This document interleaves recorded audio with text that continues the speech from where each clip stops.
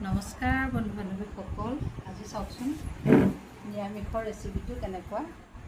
ইফালে একদম মগু দাইল বইল, এইকেইখন হ'ল পাপৰ, এইটো হ'ল চয়াবিন, এনেকৈ জিৰা দি ভাজি পেলাই মানে খাবলৈ খুব ভাল লাগে।